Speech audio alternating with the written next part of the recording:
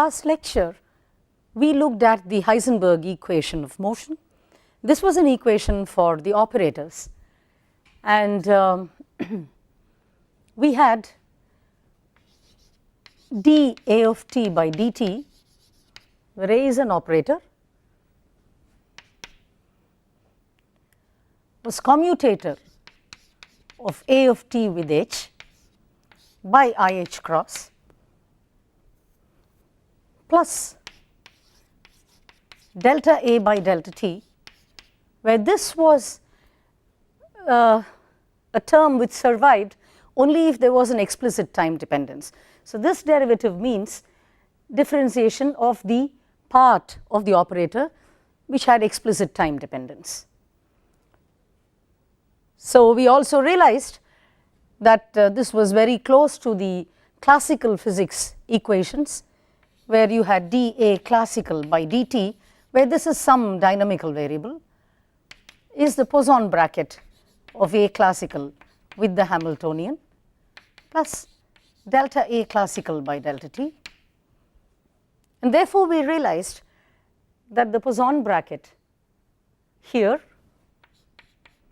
is simply the commutator bracket by IH cross, and you went from quantum physics to classical physics in the limit h cross going to 0. We explicitly saw, using the commutator of x with px, what exactly happened and how you approached the Poisson bracket. So, let us take a simple example to look at the Heisenberg equation of motion. Let us take the Hamiltonian to be h cross omega A dagger A, of course plus half. This is the harmonic oscillator Hamiltonian, and so what is dA of t by dt?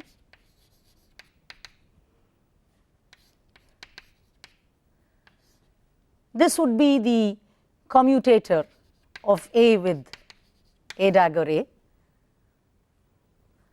plus delta A by delta t, and that is 0 because A does not have an explicit time dependence, and therefore, that term drops out. So, this is simply, there is an h cross omega here, so it is simply omega by I A. Similarly, dA dagger by dt can be got. Let me take a more non-trivial example. Let me consider the operator A of t to be P of t.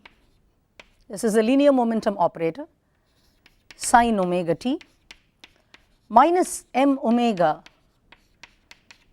x of t cos omega t.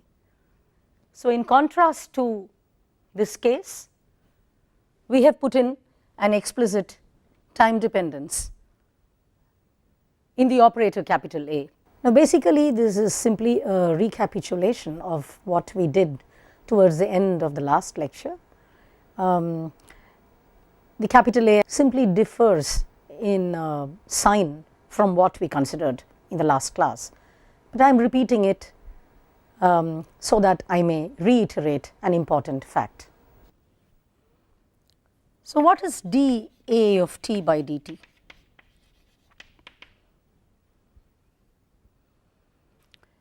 So, first of all,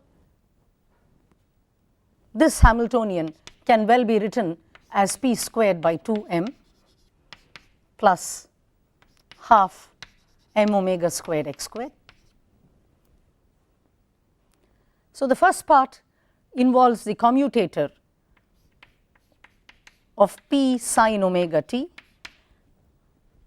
I will remove the argument t in the momentum.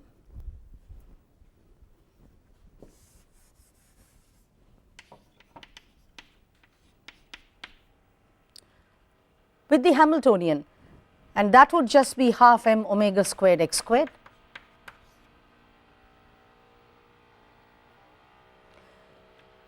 minus m omega cos omega t, the commutator of x with p squared by 2m.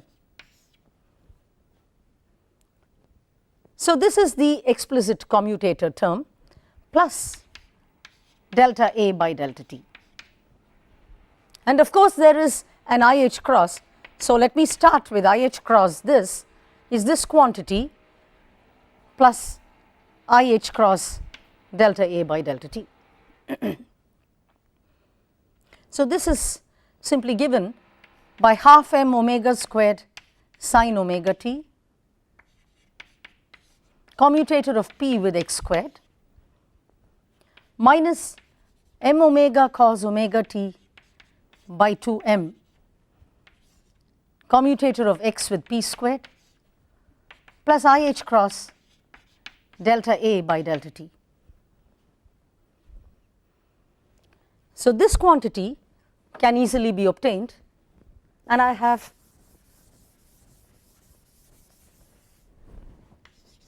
dA by dt is half m omega squared sine omega t times 2 IH cross x. That comes from this term with a minus sign because it is a commutator of p with x that is involved, and I use the fact that commutator xp is IH cross. The next term is minus m omega cos omega t by 2m times 2 IH cross p. I have used the ABC rule for commutators so that xp is IH cross, plus IH cross delta A by delta t, and since this is A, the first term gives me omega p cos omega t,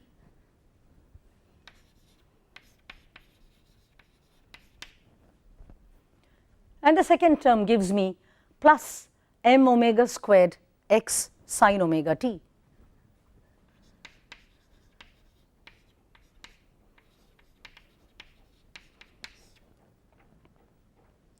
So therefore dA by dt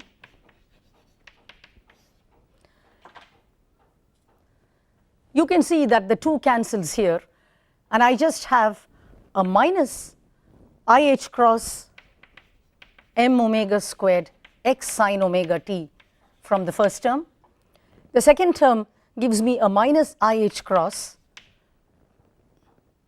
omega cos omega t p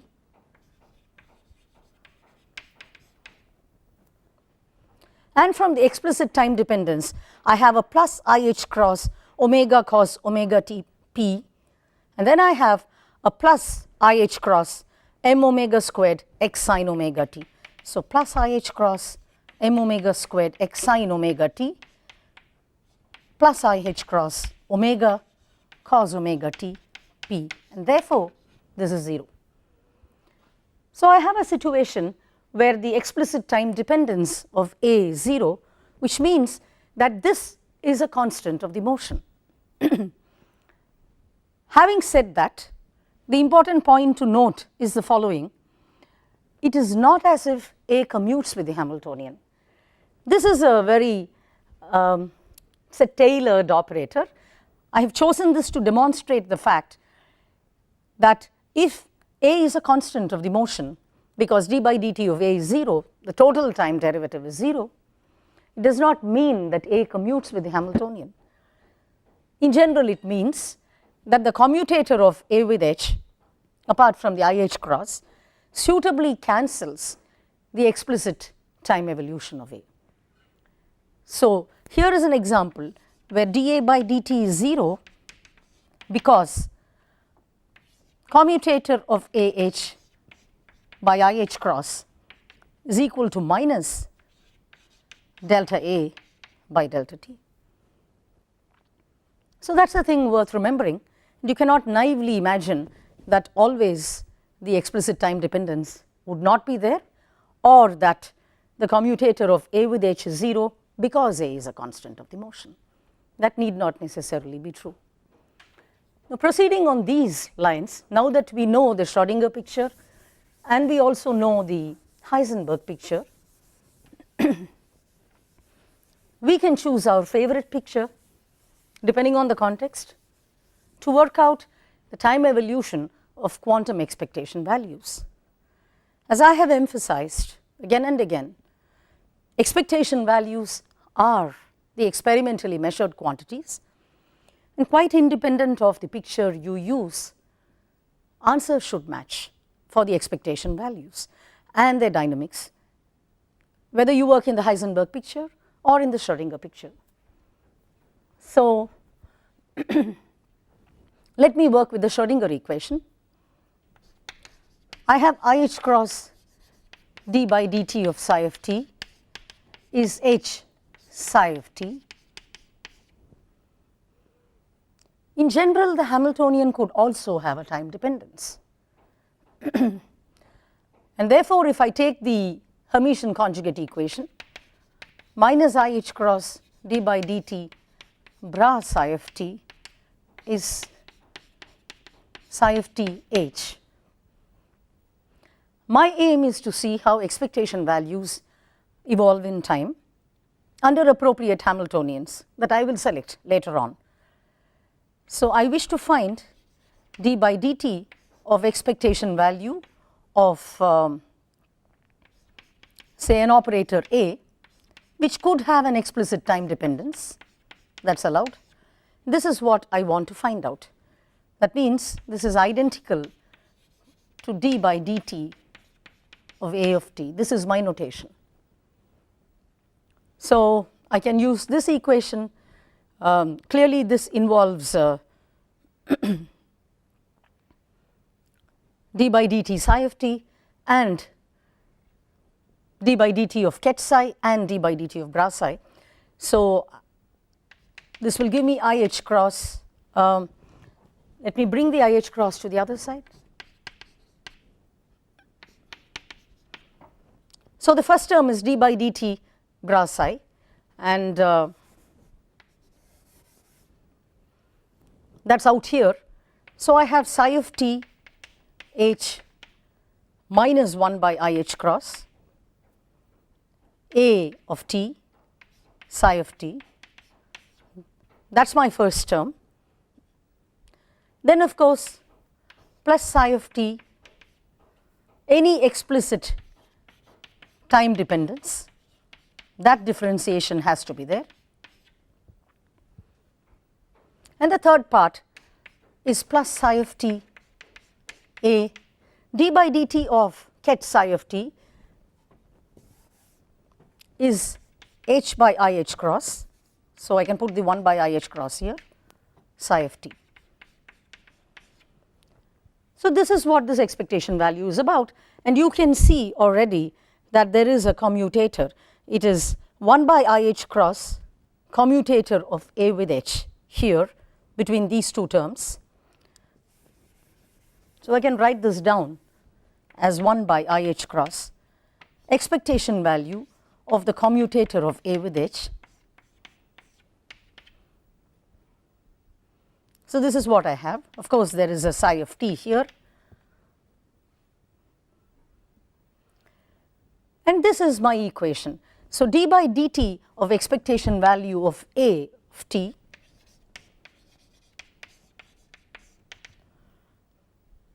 is expectation value of the commutator of A with H by H cross IH cross plus expectation value of delta A by delta t. So, this is what I have. I have done this in the Schrodinger picture. Now, I could have done this in the Heisenberg picture as well. Now, in the Heisenberg picture, I would have an equation that says that dA by dt is commutator of A with H by IH cross plus delta A by delta t. So, if I take expectation values and I realize that in the Heisenberg picture, expectation value of d by dt of A is expectation value of d by dt could well be written as d by dt of expectation value of A, because this expectation value amounts to writing psi AH of t psi, and since psi does not evolve in time in the Heisenberg picture, it amounts to simply differentiating A with respect to time. So as you can see, it gives me the same equation.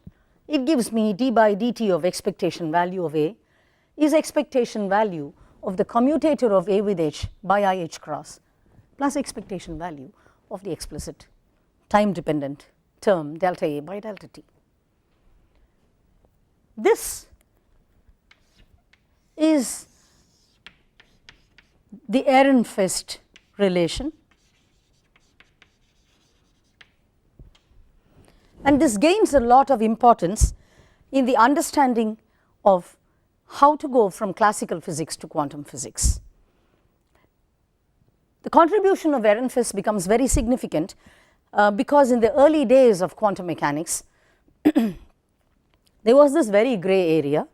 Even now there are some very formidable problems to be tackled in the area when you pass from classical to quantum physics called semi-classical physics. How do you go smoothly from the quantum to the classical world? This relation given here by Ehrenfest helps us significantly in this process because of the following reason. Expectation values are numbers, and the idea is this: if you want to go from quantum physics to classical physics, you could perhaps replace all operators by their expectation values, because this is precisely the kind of equation that you will have in classical physics for a dynamical observable, for a dynamical variable. So in classical physics you will have d by dt of any dynamical variable is the Poisson bracket of that variable with the Hamiltonian, the classical Hamiltonian, plus delta by delta t of that dynamical variable, where this is the explicit time dependent part. But we need to understand this Ehrenfest relation in better detail, its ramifications and its precise interpretation. Look at this example, a simple example. Let us again consider the harmonic oscillator Hamiltonian. That should do for our purpose. So you consider h is let us say the particle has unit mass, m is 1, and so you have a Hamiltonian which is p squared by 2 plus half omega squared x squared. This is the Hamiltonian, and I want to find d by dt of expectation value of x. The Ehrenfest relation, there is of course no explicit time dependence, so we can forget that term. So this is simply the statement that d by dt of expectation value of x is 1 by IH cross commutator of x with h, which is 1 by IH cross. So the commutator essentially is the commutator of x with p. There is a 2 out here, and I have 2 IH cross p. So this is the same as expectation value of p. So I have d by dt of expectation x is expectation p. Let us look at d by dt expectation p. Once more, this is 1 by IH cross expectation value of the commutator of p with h, and that is 1 by IH cross. The commutator of p with h just gives me a half omega squared minus 2 IH cross x expectation value, and then that is just minus omega squared expectation x. This is the same as the derivative of the potential minus v prime of x, its expectation value. So look at what I have. I have d by dt expectation x is expectation p d by dt expectation p is minus omega squared expectation x. But these equations are familiar. These are precisely the classical equations if you replace the operator by expectation values, and if you identify these to be the analogues of the classical dynamical variables. These are precisely the equations that I have for a particle which is executing simple harmonic oscillation. And therefore, it is in this sense that the Ehrenfest theorem is naively stated as quantum mechanical expectation values follow classical equations of motion. But you should understand that this is the general statement of the Ehrenfest relation. This is merely an example, because if I did not have half omega squared x squared as my potential, but I had a Hamiltonian p squared by 2m plus v of x, an arbitrary potential, then d by dt expectation p is minus expectation v prime of x, where v prime of x is simply the derivative of v with respect to x.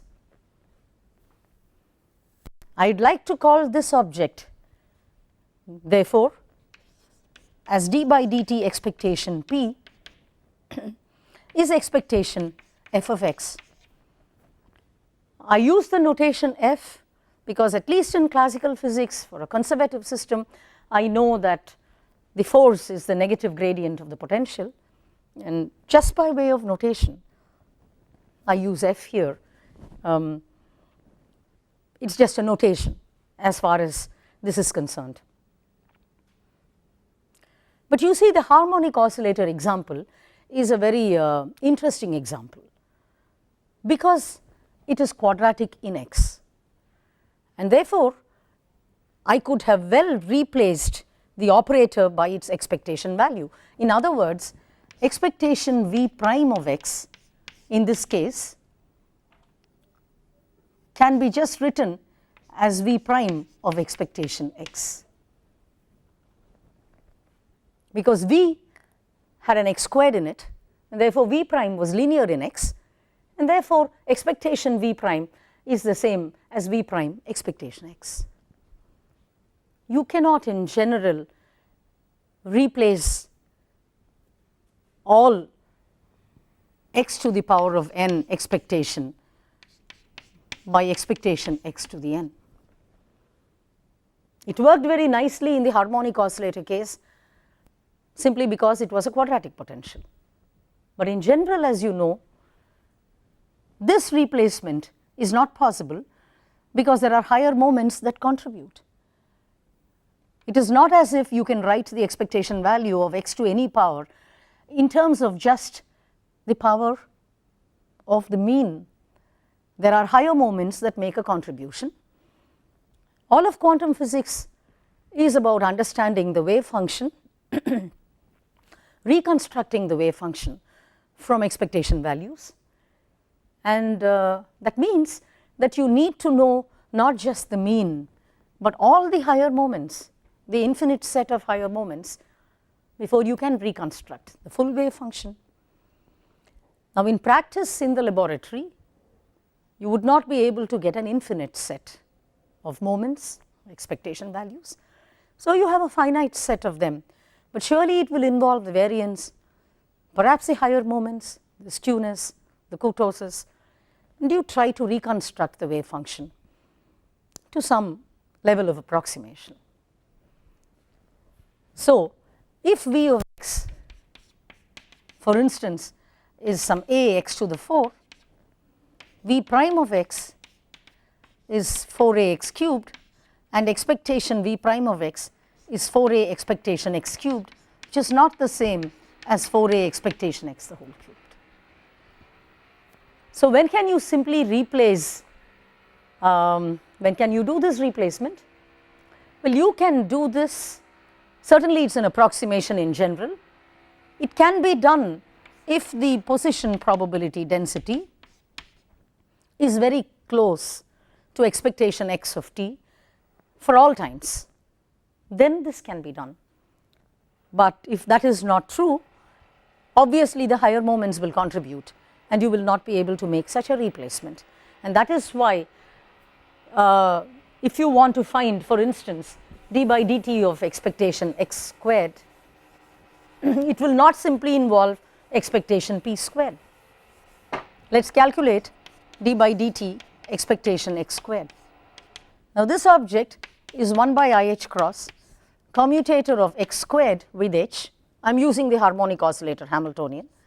So this involves commutator of x squared with p squared by 2, and therefore that is 1 by 2 I h cross x squared with p plus p commutator of x squared with p, and this is 1 by 2 I h cross xp twice, and this is plus 2 I h cross px. Therefore this is essentially xp plus px. So d by dt of expectation x squared involves xp plus px, and it is not as if the algebra simply closes between x squared and p squared. Other moments are also involved.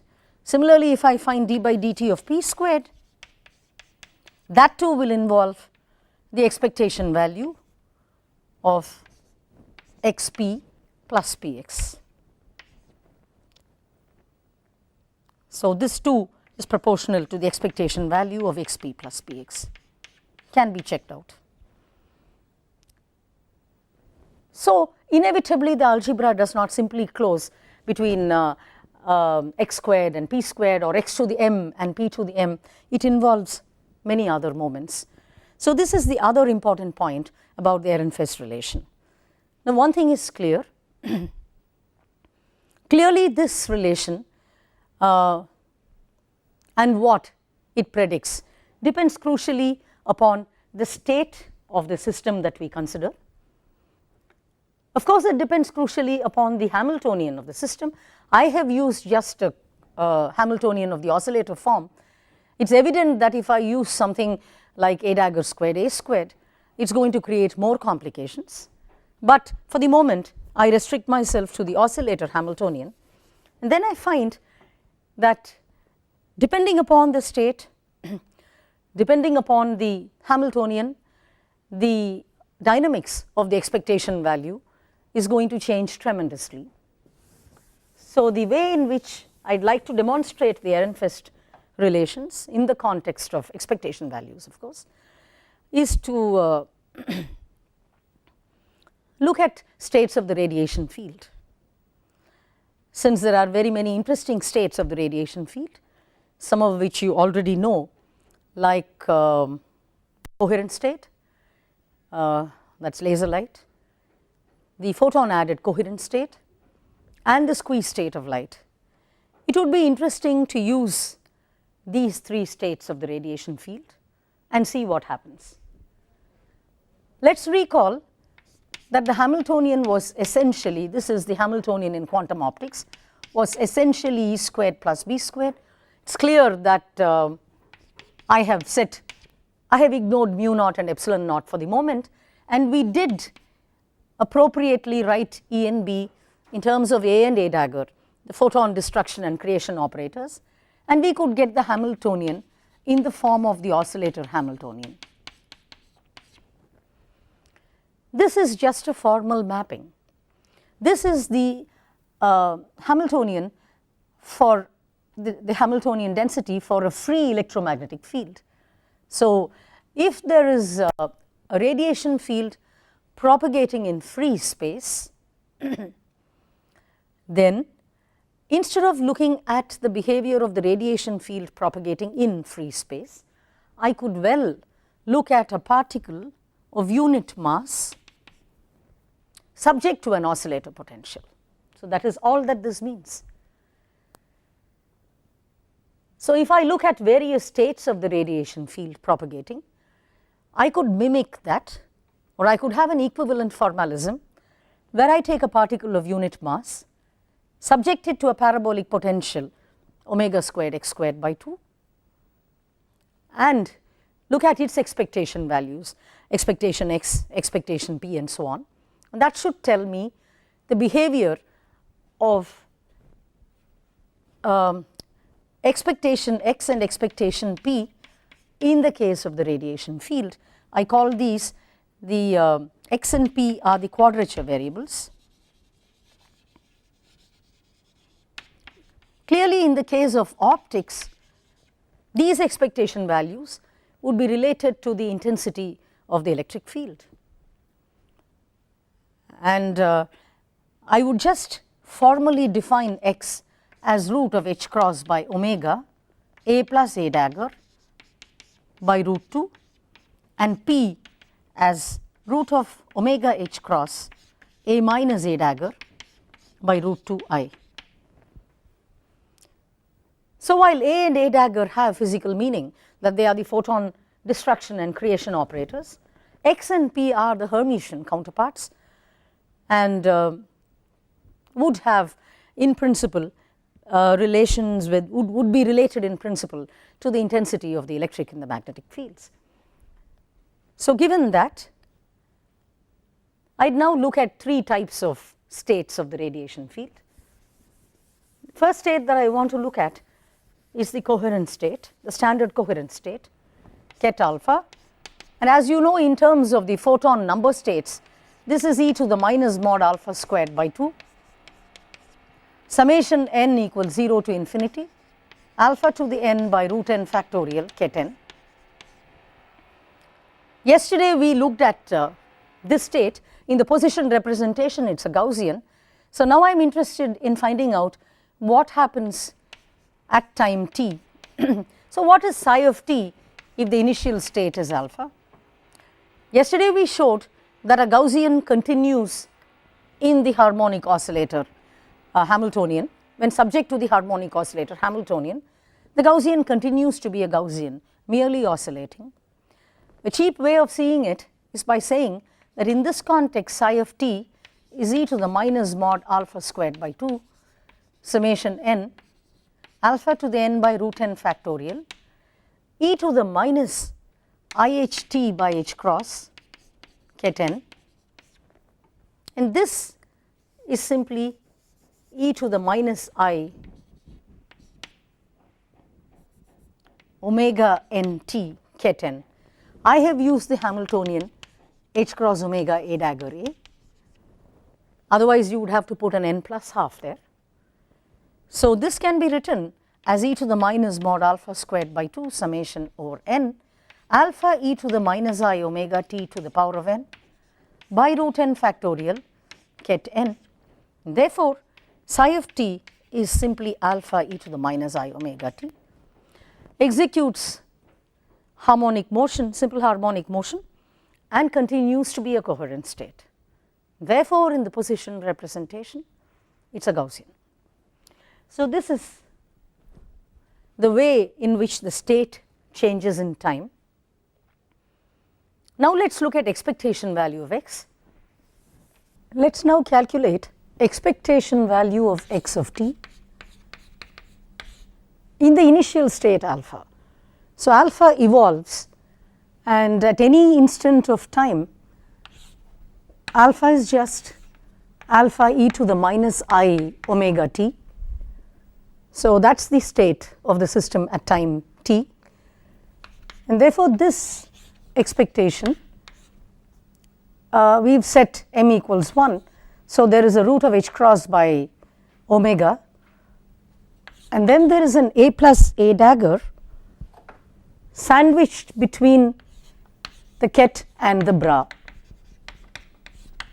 So there is an a plus a dagger here, and of course there is a root 2. So this is the object that we need to calculate. This is certainly true.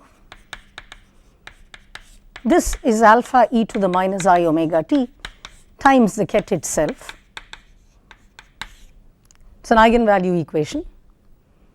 Similarly, I can act a dagger on the bra and pull out alpha star e to the minus e to the plus I omega t as an eigenvalue when a dagger acts on this bra. The eigenvalue is alpha star e to the plus I omega t. Therefore, x of t is root of h cross by 2 omega alpha e to the minus I omega t plus alpha star e to the I omega t. I need to take the complex conjugate of this number, which is what I have put down there, and that is all. That is the expectation value of x. Of course, I can write alpha as alpha 1 plus I alpha 2, write e to the minus I omega t in terms of sines and cos, and then expectation x of t is apart from an overall constant which you can put down here, that involves h cross omega, the number and so on. It is just alpha 1 cos omega t plus alpha 2 sin omega t. So, this is what we have for expectation value of x. So, here I have it in animation.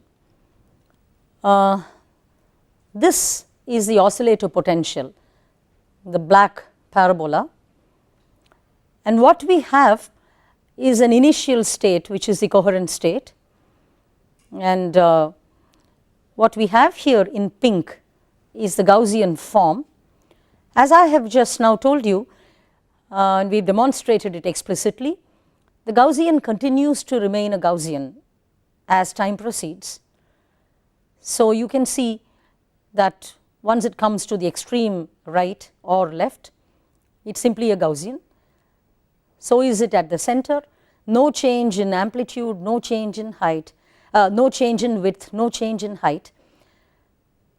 Execute simple harmonic motion in the following sense, that as we have seen, expectation x apart from constants is alpha 1 cos omega t plus alpha 2 sin omega t, and expectation p, you can easily verify, is alpha 2 cos omega t minus alpha 1 sin omega t. The blue dot here, which keeps moving, is the expectation value. The red horizontal line is merely the energy value that I have selected. So, there is a constant energy which is given, and that is a constant of the motion, and you can see that expectation x of t, the blue dot, for an initial coherent state simply moves like a particle of unit mass subject to the parabolic potential. It simply executes simple harmonic motion. Now, look at the inset, and that will tell you how far the blue ball moves all the way till it touches the potential, the parabolic potential. That is what you see from the inset. So, those would be the classical turning points. So, you see what we have shown you is this: the expectation value, expectation x and p behave exactly like the position and momentum of a classical linear harmonic oscillator. The correspondence is actually even more exact, because the amplitude of oscillation you can easily check in position space is root of 2 h cross by omega times mod alpha. But the mean energy in the state is h cross omega mod alpha squared, because it is simply the expectation value of a dagger A in the state ket alpha. Notice that this is a conservative system, so energy does not change in time. So, the position of the classical turning point is root of 2e divided by omega. So, the quantum mechanical expectation values in the coherent state behave exactly like the classical position and momentum of a linear harmonic oscillator, and the state remains a minimum uncertainty state at all times. So, you can see as it goes from one end to the other that this really behaves like a classical harmonic oscillator. the dynamics of the higher powers of expectation x and expectation p and their combinations can be established similarly with the help of the Ehrenfest theorem. So now let us consider the case when the initial state is a photon added coherent state. You will recall that a photon added coherent state, the m photon added coherent state for instance, adds m photons to the standard coherent state. That means you repeatedly apply a dagger m times to ket alpha, and then you normalize it to get the normalized photon added coherent state alpha comma m. So this is the initial state that we will now consider, because we would now like to look at a situation where the state does not have coherence. So here in this figure I show the periodic motion of the position probability density, that is the pink curve, as you can see, that is the pink curve, and of course the blue dot is expectation x. The initial state is a one photon added coherent state. You will recall that I have already mentioned that this was produced in the laboratory a few years ago, and therefore understanding the nature and behavior, the dynamics of the single photon added coherent state becomes that much more interesting and important. As you can see, this is in sharp contrast to the coherent state. The state is not a Gaussian function of x, it is not a minimum uncertainty state at any time. Moreover, the violet curve, the pink curve, which is the position probability density, it does not retain its shape as it evolves under the influence of the oscillator potential. So the dotted red line again corresponds to the mean energy in the photon added coherent state. That means the expectation value of h cross omega a dagger a. But remember, dagger a is no longer equal to mod alpha squared, which was its value in the case of a coherent state. Now if you look at the probability density in position space, it has two maxima rather than just one. Moreover, the curve changes shape in a rather drastic but regular fashion as it oscillates back and forth. The expectation values x of t and p of t continue to vary sinusoidally as in simple harmonic motion. Now this feature is guaranteed by the Ehrenfest theorem, and it is really implicit in the equations that we wrote down. That is, d by dt of expectation x is expectation p, and d by dt expectation p is minus omega squared expectation x. These equations remain valid for all states and all times, since the Hamiltonian is quadratic in x and p. However, there is an important difference between the present case and that of the coherent state. Notice that the amplitude of oscillation falls short of the classical turning point.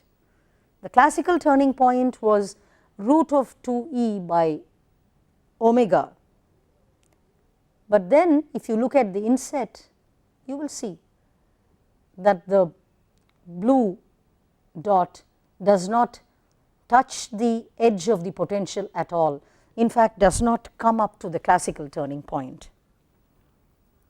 So this is a new feature that we have seen, and in a sense there is a simple way of understanding why the amplitude of oscillation of expectation value of x falls below the classical turning point. In the case of the Fock state, you will recall that expectation x is 0 and expectation x remains equal to 0 for all time. In the case of the coherent state, it periodically reaches the classical turning point. That is what we saw. So the photon added coherent state interpolates between the Fock state and the coherent state, and therefore it is plausible that the amplitude of oscillation of expectation x for the photon added coherent state lies somewhere between 0 and the classical turning point, given by root of 2e by omega. Finally, I want to consider the squeeze state. We have examined the state in one of the earlier lectures. So, the state is given as a superposition of the 0 photon state and the single photon state. This is an example of a squeeze state. It is not the squeezed vacuum, it is a superposition which certainly shows squeezing. It is normalized, as you can see. The mean value of energy in this state is quarter h cross omega, because E is h cross omega, the Hamiltonian is h cross omega a dagger a,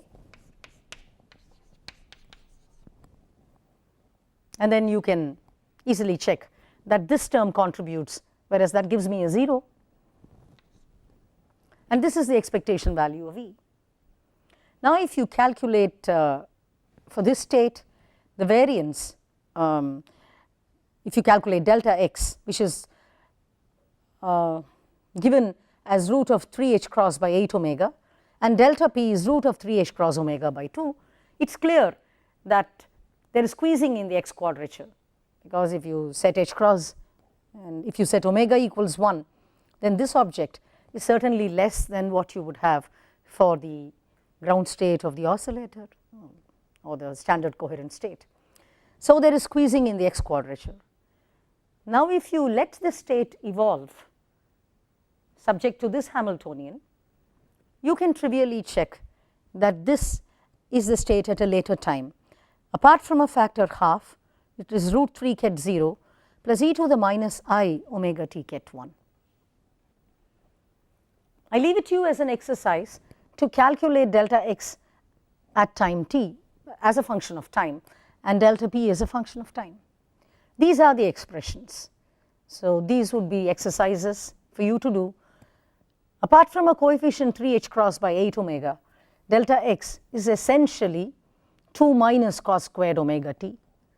So, the variance would be remove the half and get the rest of it. Similarly, delta p whole squared, which is the variance, is 3h cross omega by 8 times 2 minus sine squared omega t. Just by way of information and to complete the picture, if you look at the manner in which this initial state evolves in time when subject to the Hamiltonian h cross omega a dagger a, if you find the probability density, this is interesting because apart from constants, it is e to the minus omega x squared by h cross times there is a function of x squared here, there is x squared there, a constant, and then there is a cos omega t as well, x cos omega t. If you look at expectation value of x of t, as you know, ket 0's expectation value at all times is 0. Ket 1 has an expectation value. The power of quantum superposition is seen here, because despite the fact that the expectation value is 0 in this state, Fock state, you find that expectation x of t turns out to be non-zero and in fact varies as cos omega t. So, I have an animation here for you to show the behavior of this initial squeeze state. So, I have for you the periodic motion of the positional probability density. As before, this is the pink curve, and then of course expectation x of t is the blue dot, and this is for the initial squeeze state that I was talking about. The horizontal red line here is simply the mean value of the energy, that is a constant. The black is the parabolic potential, the oscillator potential, and then you can see various features. You can see, for instance, that in the inset expectation x of t very clearly does not get anywhere near the classical turning point. It does not touch the classical turning point, it stops there, it stops a little short of the classical turning point. You can see that. The squeeze state changes its shape. This is the position probability density, and that keeps changing its shape as time elapses. And of course, in all the three cases that I have shown you, it is pretty clear that there is tunneling, because as you can see, the position probability density is non-zero even outside the parabolic wall. So, there is a non-zero thing out here and here. So, there is certainly this quantum mechanical, the leakage beyond the containing potential. So, there is a leakage into the classically forbidden regions, which we can see very clearly here. So, these are the three cases of non-classical states of two of them are certainly non-classical states. The coherent state is considered to be a classical state for reasons that I have explained to you. And once again, in the case of the squeeze state, you can find out the time evolution of expectation x squared and expectation p squared by just using the Ehrenfest relation in its general content. So, in any Fock state n, the expectation value of x is 0, but looking at this, it is clear that quantum superposition produces various changes. There are more stringent quantitative measures of non-classicality of quantum mechanical states in general. You see, even among states of radiation, there are many other interesting non-classical states. For instance, there is a so called cat state, ket alpha plus ket minus alpha, or the Yerkes-Stoller state, which is ket alpha plus I ket minus alpha, the squeezed vacuum state, and so on. In all these cases, the Ehrenfest theorem provides a convenient way to analyze the dynamics and to understand via the behavior of the higher moments of the quadrature concerned the role played by quantum fluctuations.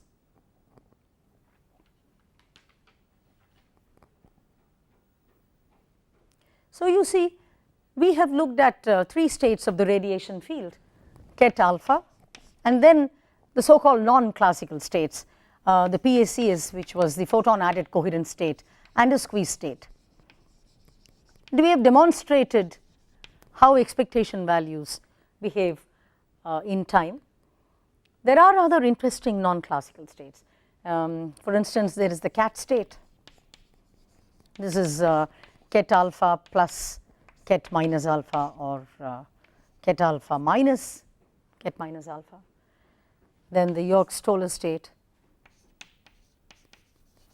This would be ket alpha plus I times ket minus alpha, and so on. In all these cases, you can look at the Ehrenfest relations and see how exactly expectation values evolve in time. Now, what we have used is the Hamiltonian H cross omega A-dag array. And then you find that for all these states considered, there is just periodic motion and nothing more. Now, you look at a Hamiltonian like the Kerr Hamiltonian, A-dagger squared A squared. Very many interesting things happen. For instance, even a coherent state, an initial coherent state, does not continue to be a coherent state for all times. Almost immediately, since this is a wave packet, that means it is a superposition of plane wave states, for instance, and therefore, it does not have a sharp momentum or a sharp position, but it is more or less there, it is a Gaussian. Approximate momenta and approximate positions can be given, it is somewhat localized, that is what I mean.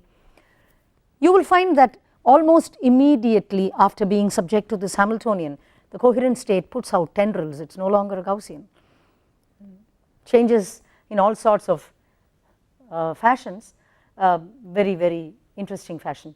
But then, because of some very interesting peculiar properties, it could revive. That means, at periodical instants of time, it could exhibit this feature, that it comes back to its initial state apart from a phase factor, and then expectation values return to themselves, to their initial values at those instants of time, and so on. These are called wave packet revivals, and we will not be considering that here. It is a more advanced topic. But I hope I have given you a flavor for what kind of complicated dynamics can be there, what sort of interesting dynamics can be there in the behavior of expectation values, depending upon the states, initial state, and depending upon the Hamiltonian.